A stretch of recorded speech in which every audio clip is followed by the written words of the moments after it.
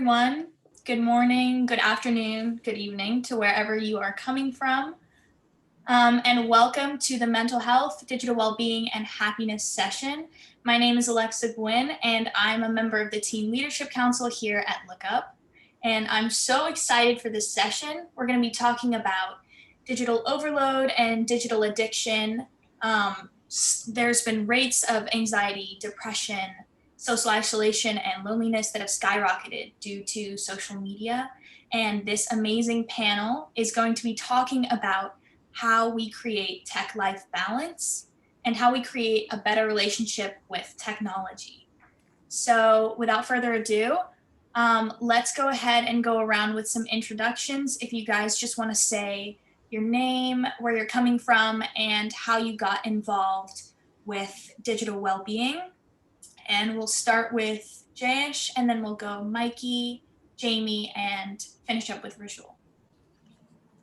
Yeah, so hi, good evening everyone. My name is Jayesh. I hail from a city called Raipur in India. I am an entrepreneur. I am the co-founder of Happy, which is the world's first happiness and peace app. I fell into digital well-being kind of after getting married.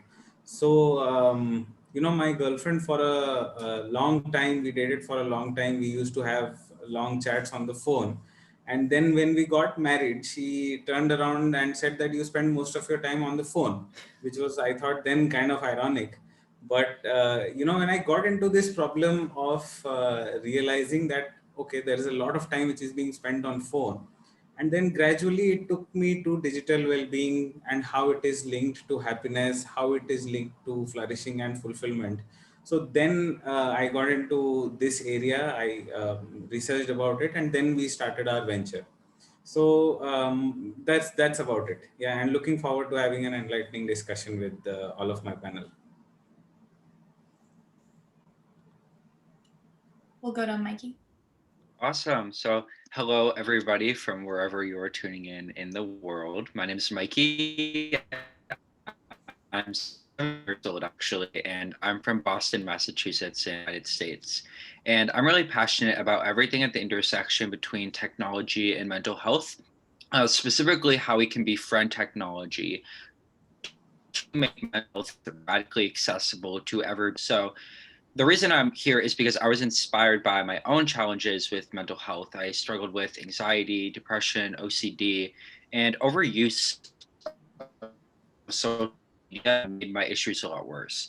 I used it as a form of procrastination to escape from my problems, which inadvertently made my problems worse. And then I decided I wanted to start helping people going through similar struggles to me. So I joined an innovation incubator program called the Knowledge Society, or TKS, and that's where I gained the skills I needed to make an impact in the mental health space using science and emerging technologies. So this summer, I worked on an early autism diagnostic method that uses machine learning and CODA data. I've worked with companies like Affectiva and Apollo Neuroscience on creating wearable technology that can ease anxiety. And now I'm doing research at Harvard Medical School's McLean Hospital at the Institute for Technology and Psychiatry, where we're researching everything at the intersection between technology, social media, and mental health. So thank you for giving me this opportunity, and I'm looking forward to having a great discussion. Jamie? Hello, everyone. Very similar to Mikey, this journey has evolved for me through my own experiences hands-on. When I was 17, I was an entrepreneur and I created a social media marketing company. So being so immersed in the space, I was able to identify the benefits of connecting in this way and also the unintended consequences. So as my journey evolved, mental health became a pillar of what my mission is, and we've evolved into MEEP, which stands for Meditative Experiences Evolving Purpose. Currently, I'm a master Reiki practitioner and I specialize in sound therapy. So I'm really excited to dive into these topics today.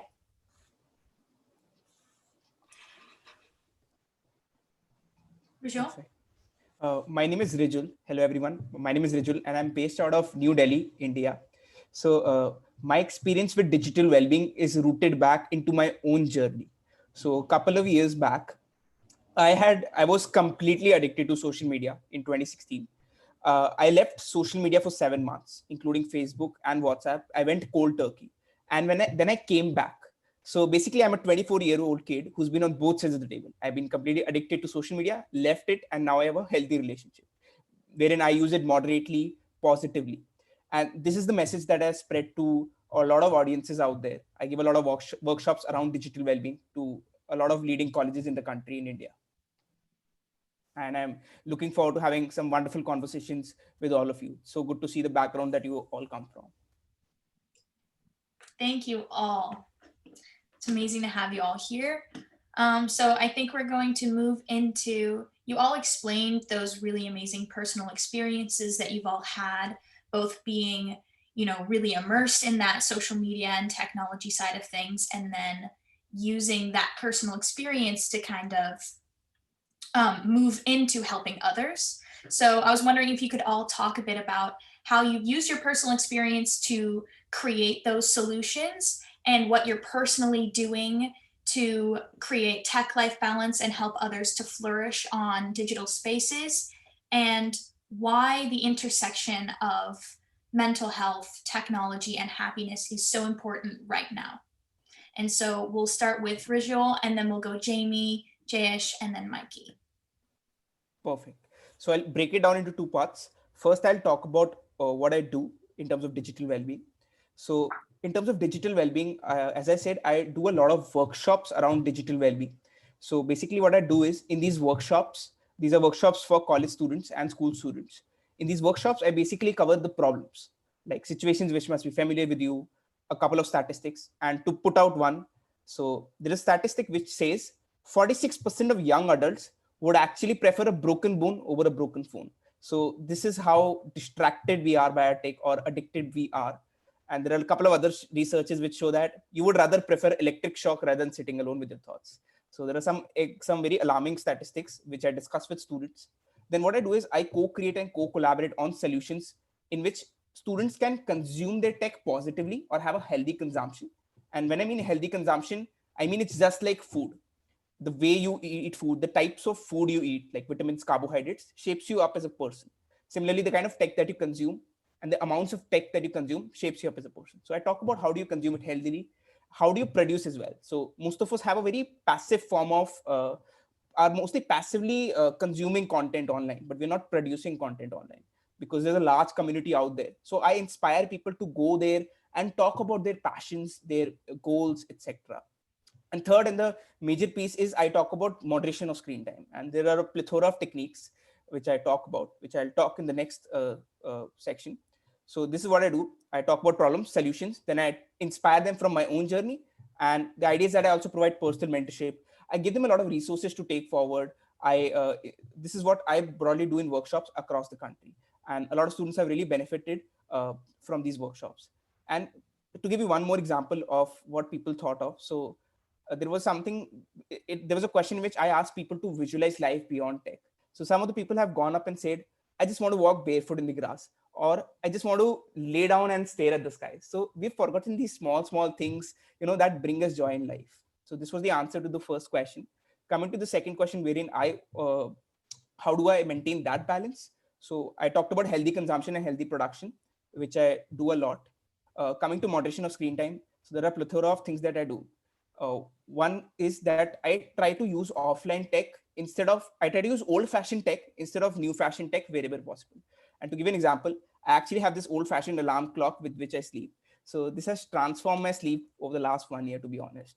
And I use a lot of tech to manage tech, like Google Digital Wellbeing apps, a lot of these applications. I track my screen time. I have notifications off. And there are a plethora of techniques that I adopt, to be honest. But I think I'll go into it in detail afterwards. Over to others. Jamie, thank you so much. Rijul, I really appreciate everything you touched upon, and there's many light bulbs going off, but what really stuck with me is when you mentioned imagining life beyond technology. And I'm so happy to hear that people wanted to put their feet on the earth And one of the practices I incorporate daily is earthing, so grounding. By putting your bare feet on the earth, we connect to source energy in this way. And it's beautiful because if you watch a documentary on earthing, it explains the science behind this. And it makes me question, why wasn't this a practice I learned in school? Why don't we learn from nature how we can connect to ourselves even deeper? So that's how I challenge myself to expand outside of my comfort zone with how I use technology, because if we use it as a tool to foster more deeper connections with nature, we can connect to our true nature within. So I'm deeply interested in cultivating curiosity to use technology as a tool to deepen self-discovery and really empower the light that we have within, and not just the light on our computer screens. Love that last line. Yeah, I love that so much. Wow. Jayesh? Yeah, so the way I look at it, we have actually progressed from being an information economy to an attention economy. So right now, how we function is that we pay attention as a commodity to technology. And just like we have learned judicious use of different resources like water, energy, which is non-renewable, etc. The time has now come to learn the judicial use of our attention, especially the attention which is consumed manyfold by technology. Now, this technology could manifest itself in terms of social media or through various other platforms. So jumping to, I think, tech-life balance for me, I think draws a lot from the concept of work-life balance, which is when I want to do work, I should be doing work. When I want to do technology, when I want to spend life or when I want to enjoy, I should be able to enjoy. So for me, the defining factor of tech-life balance is the freedom of choice or the ability to choose whichever you want. So if you are actually addicted to technology, it makes you unable to choose life over technology. And that is the starting point where we build from.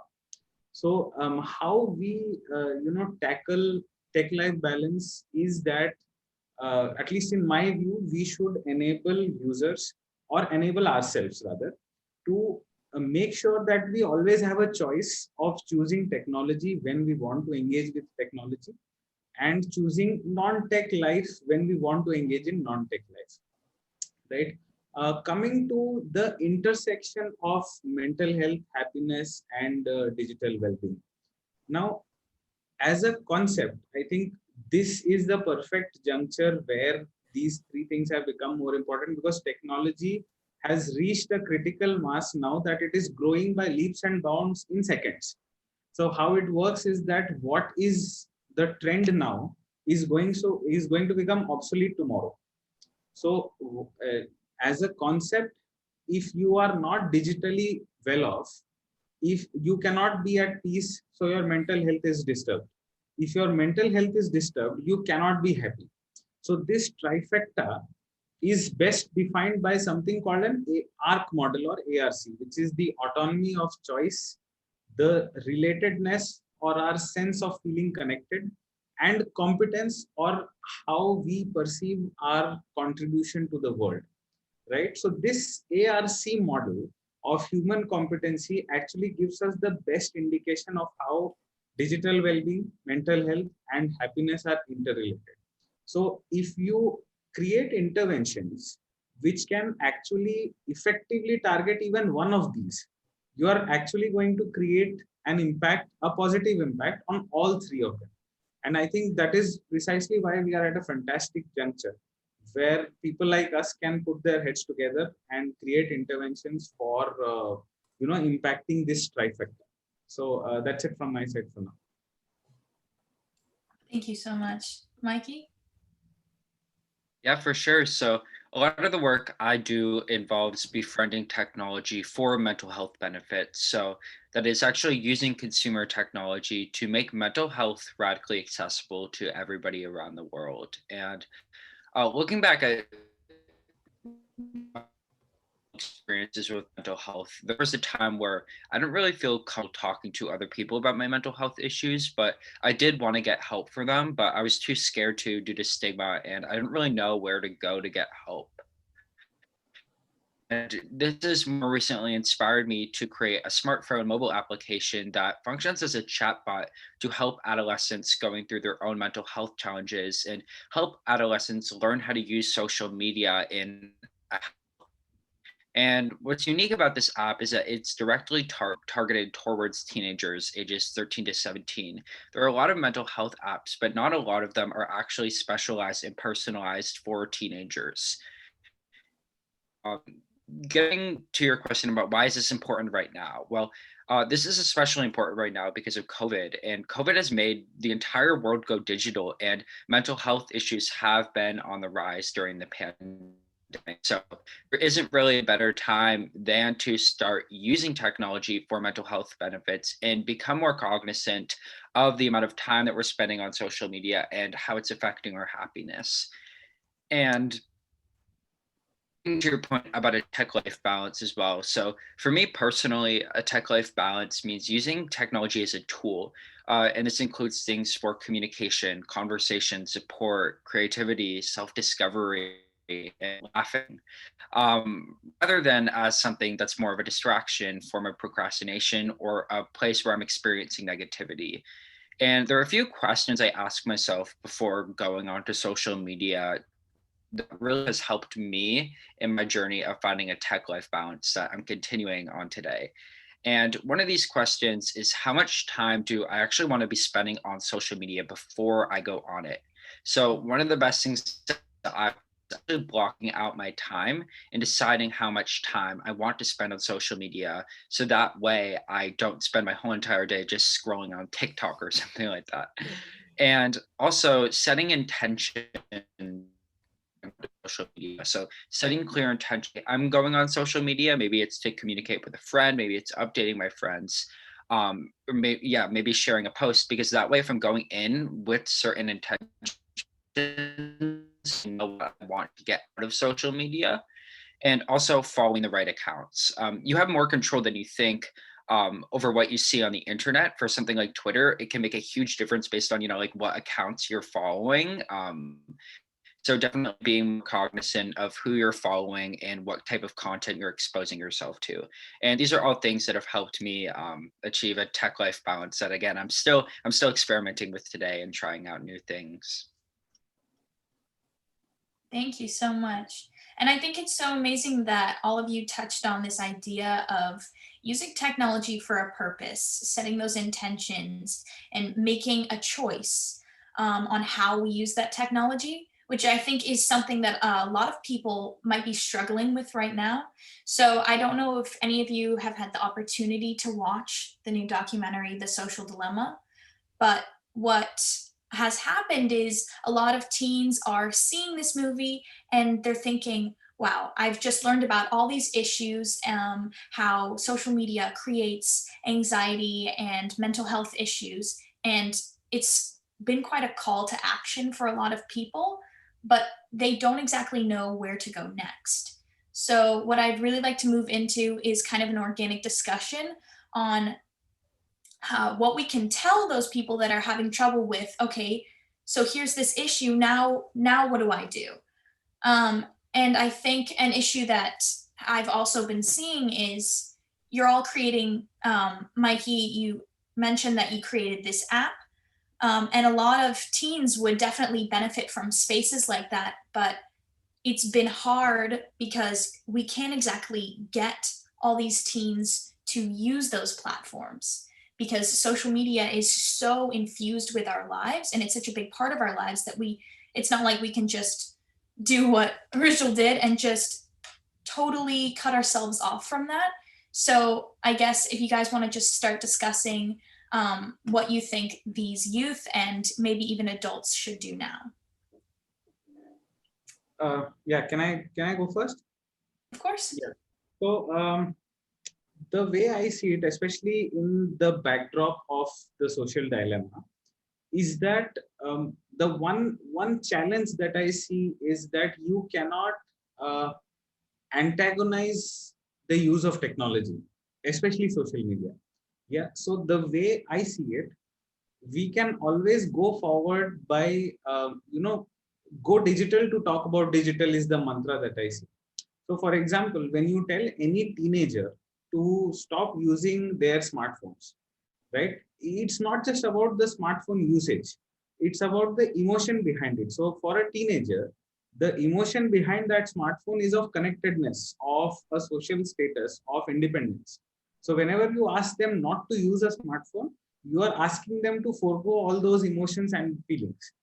So rather than going by the existing playbook and saying that you should not use technology or you should not use your smartphones beyond X number of hours, the way forward can be, especially when it comes to call to actions, is that you ask them to use it for some other meaningful purpose. So we define this in terms of active and passive engagement.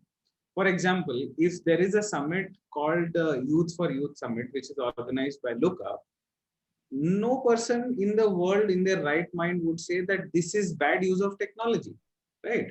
So when you create meaningful platforms for active engagement, when you create content, or when you create norms or guidelines for active engagement, that helps people use technology, not abolish technology, in a much more meaningful and a much more directed manner. So I think dissing or antagonizing social media might not help. Instead, we can find out alternatives by using which social media can make a difference.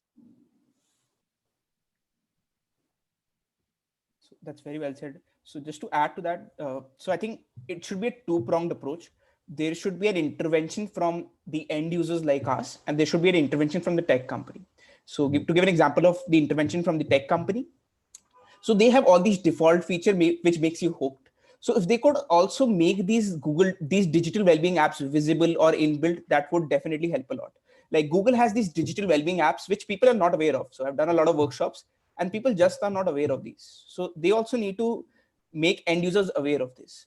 Coming to the end users perspective, the second approach. So as an end user, we also need to be role models. So we need to become a role models in our own community. We need to go out there, explore what are features which could help us. So this is like another climate change wave that is coming, this tech addiction and distraction. So I think end users also need to play a role in that. And to give you another example, why we need to be a role model. So a lot of parents go and tell students or tell children that you need to have this much of screen time, but they also need to become good role models, because ultimately children do what we are actually doing rather than what we say. So that's what they follow. So it's important to be role models wherever we are, be whether you're a parent, whether you're a child, whether you're an advocate. So that's how it would, the change would start. And it's a long process. Over to you, Jamie, Mikey. Would love to have your thoughts too.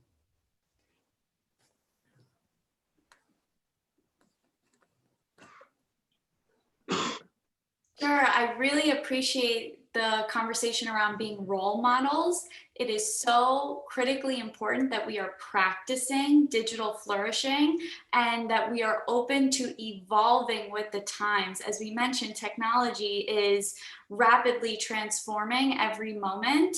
And one of the takeaways I had from the film is now it's getting to the point where the algorithms are pointed at us. It's not specific individuals with a negative content behind the computer. It's in this new form of power. So what I encourage all digital natives and people that use technology is to empower the energy within. And in those moments where you might feel emotion, which when we break down that word energy and motion, connect to that energy within instead of turning to the cell phone for that momentary fulfillment. Take a moment to pause, take a deep breath. What is it that you want? Why do you want to grab your phone right now? Perhaps if that's for a feeling of reassurance or confirmation that you know the answer, you have all the answers within, maybe you step your feet onto the grass and earth. So small practices like these and having that level of awareness of what am I really looking for? Because a lot of times we get really vulnerable in our Google search of, you know, what does life mean? And all of these really big questions. Instead of turning to Google, I invite us to turn into ourselves. So a lot of times that could just look like a permission slip to ourselves. Permission to give yourself a hug. When you want to go on social media and you might feel lonely or have FOMO, just give yourself a hug and remember that you are loved, because we can have love and likes on feedback notifications, but there's nothing that replaces the love inside. I really love that, Jamie. And I definitely like to ask a follow-up question because we have one from the audience. Someone's asking about how we get these youth to turn off those notifications and those pop-ups that might be filling that space for love for ourselves with love and likes from social media. And how do we encourage those youth to kind of silence those things? Alexa, I really appreciate that question. And what's the most important thing to remember is, as much as we want to empower other people, we need to have that calling within. So we're all going to reach our threshold of, I got interrupted way too many times, it's time to go on Do Not Disturb. And also remembering statistics like, once interrupted, it takes 23 minutes to get back to the task at hand. Really? Like every notification sets us back that much. So having that personal awakening is really what's going to cultivate that change, but really supporting each other from a place of love, that we all have our own timeline and we're all going to wake up when we're ready. Can I add to that point? Yeah, of course. So just wanted to add, just think about it this way. Like, you're getting up in the morning and you're inundated with a lot of notifications. Just think of it this way. You're allowing hundreds of people to come with you, hundreds of people's priorities to become over you. So that's how you should imagine it. And would you want that unpleasant situation? No, right? So that's how you need to think about it. Drive your tech instead of the tech driving you. I think Well, while we're discussing this, one of the things that I'm thinking about is, why aren't we talking about this in school? Like, why aren't we being taught these type of skills in schools? And I think that's going to be a huge part in the future of education. You know what I mean? Like, we're not taught enough about mental health and using social media in a healthy way in schools. And Alexa, what you mentioned, making sure that teens are actually, you know, like downloading these mindfulness apps. I think that schools are going to play a huge role in this, in educating youth. And so what I'm working on with my mental health app currently is actually partnering up with different school organizations to actually educate youth on why this is an important issue, which can hopefully motivate them to download such apps that can increase their digital well-being. Can I just quickly add on to that? Yeah, so essentially one problem that I see is that measurement is key when it comes to social media or technology for that matter. So when you see notifications, they are framed in a manner that you can actually see that there is one notification waiting for you, or there are 15. So it creates a sense of urgency in you. Whereas most of the interventions that we create as of now, there is a lack of measurement when it comes to what benefit do you get when you don't use these social media platforms, or when you do not access those notifications. So I think gamifying, incentivizing, empowering, and enabling, these four things become very important when it comes to getting teens or youth to download any sort of intervention, whether it is app-based or web-based. Currently, any intervention that you see in the market, it is based on two principles, that is monitoring and regulation. Now, as teenagers, as youth, we kind of tend to rebel against monitoring and regulation. So rather than asking them that you allow us to monitor and regulate your time, let us focus, or rather we should focus on empowering and enabling them with measurement, so that the good that they do gets measured and reinforces them to come back and do more good. Yeah, I definitely agree with that. And Mikey, going back to something you said about educating youth on this issue, a lot of the audience members are asking questions on, I mean, right now we're in a lot of students are in distance learning and they're learning virtually. And a lot of people are wanting to create solutions for these mental health issues because we're so digitized right now. And because we have all these teens on these digital platforms and they're learning digitally and virtually right now, what is the best way to get kids to absorb that information about these new apps? Right. Yeah, so again, I think that schools themselves really do have a big role in doing this, in actually educating youth, because why are we on technology so much? There are so many students on technology right now? It's because school and COVID, everything's digital. So how can we actually use that experience to get teachers and educators to actually educate students in that process on mental health, and encouraging teachers to do daily check-ins with their students, see how they're doing, and if they're struggling with their mental health, reaching out to them, seeing how they can help, I think is a huge role. And I think that schools can play a big role in also increasing the awareness surrounding these mental health apps. Yeah, definitely. Something that I've definitely been curious about is this idea that positive psychology and flourishing talks about how we create our best selves and how we create, optimal human functioning and human experience. But an issue that we see on social media platforms is people are only putting out their best selves, and they're only putting out, the most happy parts of their lives, which is causing some of these mental health issues with people thinking, oh, he or she or they are so much happier than I am. How can I be happier? And it's causing quite high rates of anxiety. So how do we differentiate between those two things?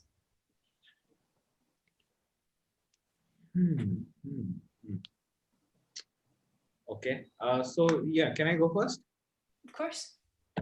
Right. So the way I see it, it works. This works something on the principle of a reinforcement loop. So let's say I put a selfie out which looks good on, let's say, Facebook or any other social media platform. I get 10 likes within the next 5 minutes. So what this is doing is that it is creating a sense of reinforcement. At the same time, it links my validation to Facebook. So what it is doing is, whenever I want to seek validation, I will not seek validation from my friends. I will seek validation from Facebook as a platform. I don't know whom those 10 likes have come from. I just know that I have 10 likes, right? So when if we want to distinguish between the actual selves and the projected selves that we have on social media, the best way to go about it is create alternate channels of validation. So for example, if I am talking to 6 people, and out of those 6 people, one is my closest friend and his or her validation means the most to me. Even if I get validation from the other 5 people, I will not be satisfied till the time I get validation from my closest friend. So when we talk about breaking this loop of projected selves versus actual selves, it becomes very important that we create alternate channels like community groups, like discussion forums, which provide validation based on interest and opinions as opposed to interest on cosmetic or aesthetic value. So the first point of distinction, I think, lies in creating alternate channels of validation.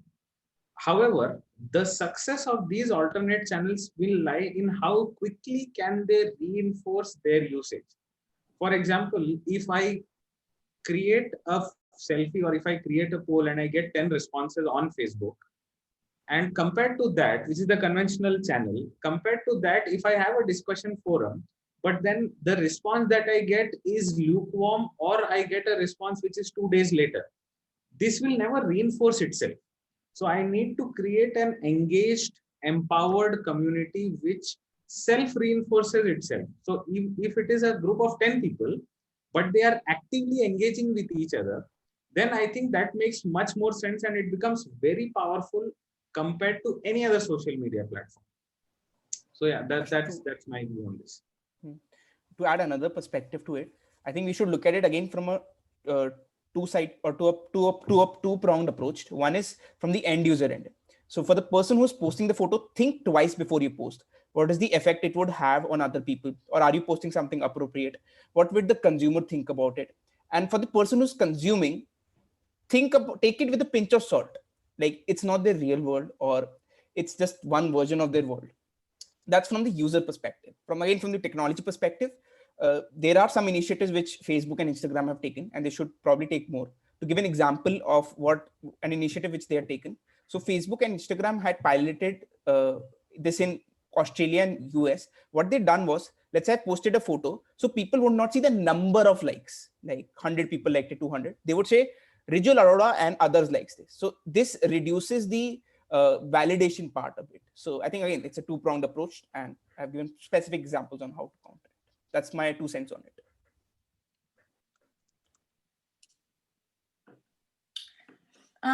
And we only have a couple minutes left, but there is another question from the audience asking about where can we find other resources to read and scientific studies to learn more about this topic.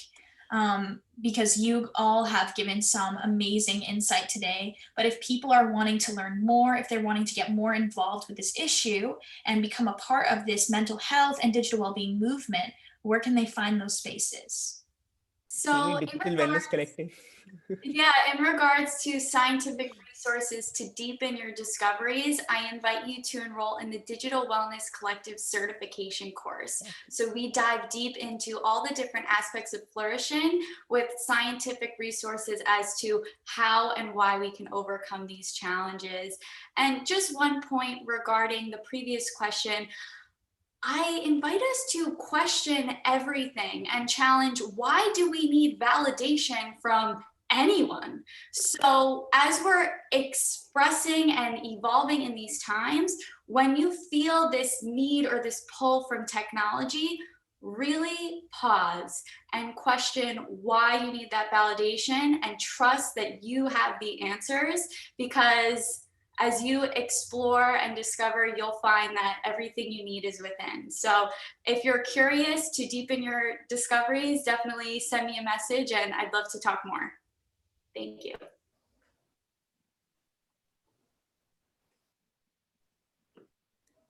Mikey, do you have any last thoughts? Yeah, so I mean, I would encourage people, if you want to learn more, I have a ton of resources working at the Institute for Technology in Psychiatry at McLean Hospital. You know, we have countless number of publications around these different issues. So I'm not sure if they have my email, but like they can email me, reach out to me. I'm happy to give them access to different resources that I have. And yeah, so. Thank you all so much for sharing your insights and your thoughts. And so next in this whole platform, we have the Village session where you can go and look at different people's companies and join community discussions. And also feel free to hear Jeff Orlowski speak soon. He is the director and producer of The Social Dilemma. So thank you all for tuning in. Thanks. Thank you. It was lovely connecting. Bye-bye. Thank you, everybody. Bye. Bye.